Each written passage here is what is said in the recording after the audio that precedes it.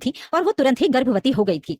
शादी के ठीक 9 महीने बाद बरखा मां बन गई थी। इस बात को लेकर बरखा की सास उर्मिला जी ने बहुत बवाल मचाया था और यहाँ तक बोल दिया था कि बरखा शादी के पहले से गर्भवती थी। इस तरह से शादी होते ही ठीक 9 महीने बाद कैसे बच्चा हो गया? इस पर बरखा के पापा काफी भड़क गए थे और उन्होंने बोला था, दिमाग ठीक है आपका? हम अच्छे घर के लोग हैं और हमारे घर की बेटियों के बारे में आपको ऐसा बोलने का कोई हक नहीं है। अगर ऐसा कुछ होता तो क्या ठीक 9 महीने बाद बरखा बच्चा होता? क्या वो इतनी बेवकूफ होती कि उसने शादी के ठीक पहले ऐसा कोई कांड किया होगा?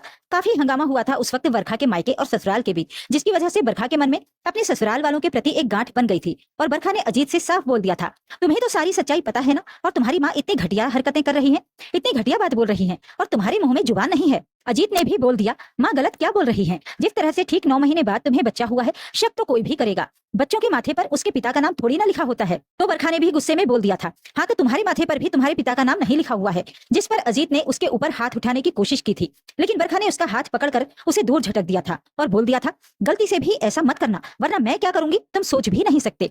लेकिन उर्मिला जी बहुत ही बदतमीज किस्म की महिला थी और इस बात के लिए लगातार उसे ताना मारती ही रहती थी, जिसे बरखा नजरअंदाज कर देती थी, क्योंकि उसे पता था ये लोग नीच और घटिया हैं। लेकिन उसे अपने बच्चे का पूरा हक दिलवाना था और अगर उन लोगों के कहे पर वो कोई कदम उठा लेती तो वो सही साबित हो जाते और बरखा गलत, जो कि किसी भी तरह से बरखा को मान्य नहीं था। आज बरखा की शादी के 5 साल बाद भी उर्मिला जी उसके बच्चे को कुछ ना कुछ बोलती ही रहती थी, जिसका बरखा माकूल जवाब देती थी। पर अब उसके मन में अपने ससुराल वालों के प्रति कोई इज्जत नहीं थी। बस उसे हर हाल में ये रिश्ता निभाना था, अपने बच्चे की खातिर, उस बच्चे की खातिर जिस बच्चे को उसकी दादी, उसके पिता और बाकी ससुराल वाले गंदी नजर से देखते थे। बरखा के दिल से उन लोगों के लिए बहुत बद्दुआएं निकलती थीं और उसे पता था आज नहीं तो कल उसकी बद्दुआ लगेगी जरूर, क्योंकि बिना किसी बात के उसे और उसकी औलाद को बहुत जलील किया गया था। वो तो बरखा के पिताजी बहुत सामाजिक, पैसे और रुतबे वाले आदमी थे और उनकी अच्छी खासी पहुंच थी। इसलिए उर्मिला जी और अजीत शांत हो गए थे, क्योंकि उन्हें पता था अगर उन्होंने ये सब कुछ बवाल मचाया तो उनकी खैर नहीं है। और कहीं ना कहीं उनके मन में ये बात भी थी कि अगला तो सही ही है, गलत तो खुद हम लोग हैं।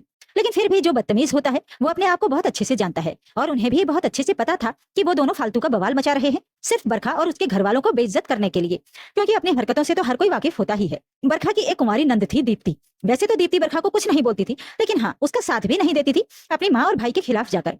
उसके हिसाब से उसके माँ और भाई गलत नहीं हो सकते थे, इसलिए बरखा को बहुत गुस्सा आता था कि कैसे घटिया लोगों के बीच में वो आ गई है। लेकिन वो उन्हें हैंडल करना जानती थी और पिछले 5 सालों से अच्छे से हैंडल कर भी रही थी। लेकिन ऐसा करने से क्या हुआ? परिवार का सुख तो उसे आज तक नहीं मिला था। उसे सबसे नफरत थी, लेकिन वो अपने और अपने बच्चे के हक के लिए वहां पर पूरे अधिकार के साथ रहती थी। दिन इसी तरह से बीत रहे थे और बरखा की नंद दीप्ति की अब अगले महीने शादी थी। लेकिन इसी बीच लॉकडाउन आ गया और शादी कैंसिल कर दी गई। सबकी शादियों की डेट आगे बढ़ गई, क्योंकि लॉकडाउन कब खुलेगा किसी को कुछ पता नहीं था। ये लॉकडाउन दुनिया के लिए एक बहुत बड़ी आंधी थी, लेकिन ये लॉकडाउन दीप्ति के लिए उससे भी बहुत बड़ा तूफान था। शायद अब उर्मिला जी और अजीत को समझ में आने वाला था कि किसी की बेटी पर इल्जाम लगाने से क्या होता है, क्योंकि ईश्वर ने सबका न्याय कर रखा था।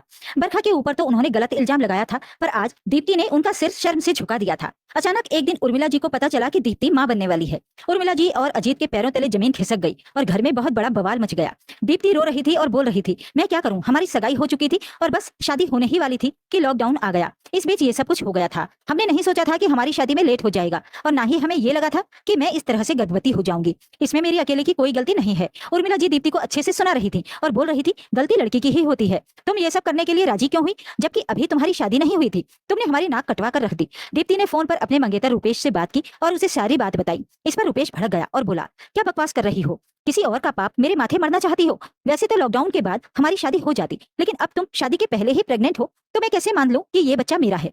सुनकर दीप्ति वहीं जड़ हो गई और बोली, रुपेश ये तुम कैसी बातें कर रहे हो? तुम्हारे अलावा ये किसका बच्चा होगा? रुपेश ने बोला, वो तुम जानो कि मेरे अलावा तुमने किसके किसके साथ संबंध बनाए। अब तुम्हारी जैसी चरित्रहीन लड़की से मैं शादी नहीं कर सकता, कहकर रुपेश ने फोन रख दिया। दीप्ति वहीं बेहोश होकर गिर चुकी थी और उर्मिला जी उसके ऊपर पानी के छींटे डाल रही थी ताकि उसे होश आ जाए। अजीत चुपचाप किनारे खड़ा था, उसे समझ में नहीं आ रहा था कि वो क्या बोले। और बरखा, आज उसके दिल को एक सुकून भी मिल रहा था और कहीं ना कहीं एक दर्द भी था। थोड़ी देर में दीप्ति होश में आ चुकी थी और रो रही थी। दीप्ति बोल रही थी, आप लोगों ने भाभी के साथ बहुत गलत किया और देखो आज आपकी बेटी के साथ क्या हो गया। भाभी ने तो कुछ भी गलत नहीं किया था, फिर भी आप दोनों ने उनके ऊपर घटिया इल्जाम लगाए और मैंने आप लोगों के खिलाफ जाकर भाभी का इसमें कभी साथ नहीं दिया। शायद मेरे मन में कहीं ना कहीं ये बात थी कि आप लोग सही हो, लेकिन सच तो ये है कि भाभी हमेशा से सही थी और हैं। लेकिन मैं तो गलत हूं ना माँ। भले ही रुपेश मेरे ऊपर गलत इल्जाम लगा रहा है, लेकिन गलती तो मुझसे हुई है ना। आपने बिना किसी गुनाह के दूसरे की बेटी को जो दर्द दिया, आज वही दर्द आपकी बेटी को मिल गया। बस फर्क इतना है कि भाभी बेकसूर थी और मैं कसूरवार, कहकर दीप्ति जोर जोर से रोने लगी। अजीत और उर्मिला जी को कुछ समझ में नहीं आ रहा था कि क्या करें। अजीत और उर्मिला जी रुपेश के घर पहुंच चुके थे और उससे दीप्ति से शादी करने के लिए बोल रहे थे, लेकिन रुपेश की मां ने साफ मना कर दिया और बोला, तुम्हारी चरित्रहीन बहन को हम अपने घर की बहू नहीं बना सकते। अजीत ने बहुत तेज आवाज में कहा, चरित्रहीन मेरी बहन नहीं, आपका बेटा है, जिसने मेरी बहन को बहलाकर उसके साथ संबंध बनाया और अब जब उसका बच्चा मेरी बहन के गर्भ में है तो वो उसे अपनाने से इनकार कर रहा है। इस पर रुपेश की मां ने बोला, किसी बच्चे के माथे पर यह नहीं लिखा होता कि उसका पिता कौन है। ये सुनकर अजीत और उर्मिला जी अंदर तक हिल गए। उन्हें अपने एक एक कर्म याद आने लगे। अजीत ने साफ बोल दिया, चाहे कुछ हो जाए आप लोगों को दीप्ति को अपनाना ही पड़ेगा, क्योंकि ये रुपेश का ही बच्चा है। हम आप लोगों को ऐसे नहीं छोड़ेंगे। कहकर अजीत और उर्मिला जी वहां से निकल गए, लेकिन उनका दिमाग काम नहीं कर रहा था। बहुत हताश महसूस कर रहे थे। वो दोनों आज अपने एक एक नीच और घटिया हरकत याद कर रहे थे और उन्हें यकीन नहीं हो रहा था कि ईश्वर किस तरह से उन्हें उनके कर्मों की सजा देगा। आज अजीत और उर्मिला जी पूरी तरह से टूट चुके थे। घर पहुंचकर अजीत जोर जोर से रोने लगा और बरखा से माफी मांगने लगा। उर्मिला जी भी बरखा से माफी मांगने लगी और बोली, बेटा हमने तेरा बहुत दिल दुखाया है। हमें पता था कि ये अजीत का ही बच्चा है, फिर भी शादी के 9 महीने बाद तुरंत तुझे बच्चा हो गया था तो हमने पता नहीं तुझे क्या क्या बोलकर तेरा दिल दुखाया। तो तेरी हाय तो हमें लगनी ही थी। तूने तो कोई गलती भी नहीं की थी, फिर भी तुझे अपमानित किया। मेरी बेटी ने तो फिर भी गलती की है, पता नहीं उसके नसीब में क्या लिखा है। बहुत घबराहट हो रही है मुझे। बरखा को अजीत और उर्मिला जी से कोई हमदर्दी नहीं थी। आज उनके माफी मांगने से भी बरखा को कोई फर्क नहीं पड़ रहा था, क्योंकि आज जब वो खुद दर्द में थे तो उन्हें बरखा का दुख दिख रहा था। पिछले 5 सालों से बरखा को खून के आंसू रुला रहे थे, तब उन्हें बरखा का दर्द नहीं दिखा था। हाँ, पर बरखा ये नहीं चाहती थी कि दीप्ति के साथ कुछ बुरा हो। गलती दोनों की थी और सजा सिर्फ दीप्ति क्यों भुगतती। बरखा ने बोला, मैं रुपेश के घर अपने पापा के साथ जाकर बात करती हूँ, देखती हूँ वो शादी के लिए कैसे तैयार नहीं होगा। बरखा ने अपने पापा को फोन किया और बोला, हमें अभी रुपेश के घर चलना होगा। बरखा अपने पापा के साथ रुपेश के घर जा पहुंची थी। साथ में उर्मिला जी और अजीत भी थे, क्योंकि बरखा के पापा एक दबंग इंसान थे और समाज में उनका काफी रुतबा था। तो बरखा को पता था कि उसके पापा रुपेश के ऊपर अच्छा दबाव बना सकते हैं।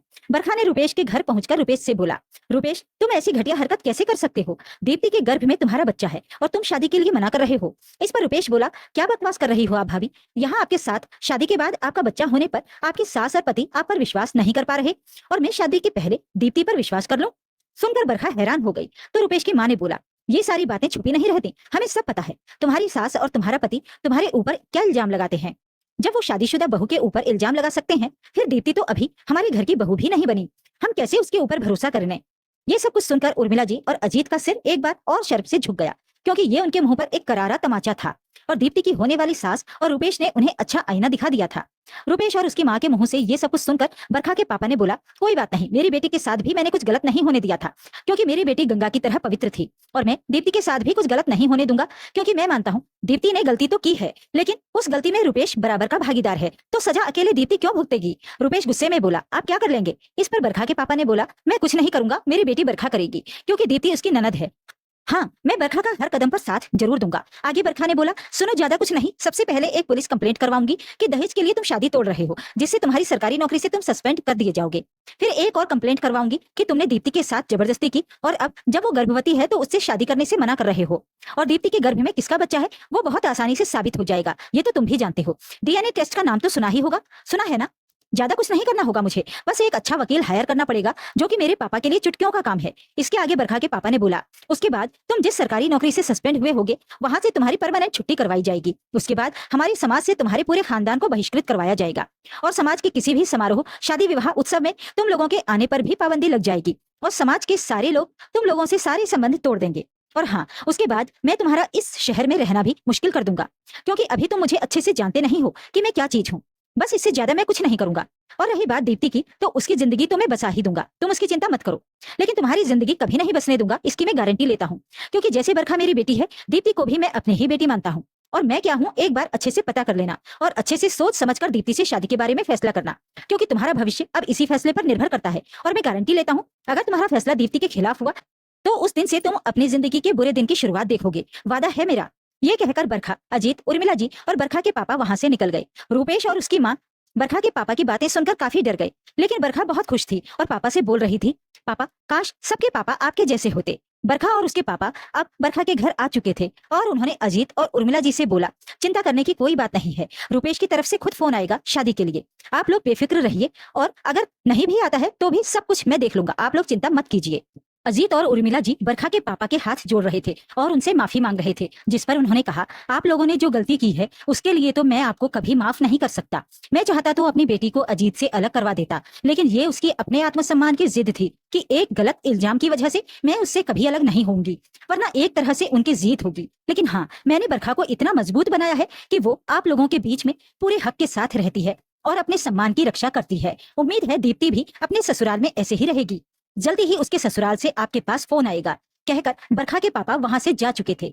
अजीत और उर्मिला जी अभी भी टेंशन में थे, लेकिन बरखा को पूरा यकीन था कि दीप्ति के ससुराल से फोन आएगा ही आएगा। 2 दिन तक रुपेश के घर से कोई फोन नहीं आया। अब उर्मिला जी और अजीत की हालत खराब हो रही थी।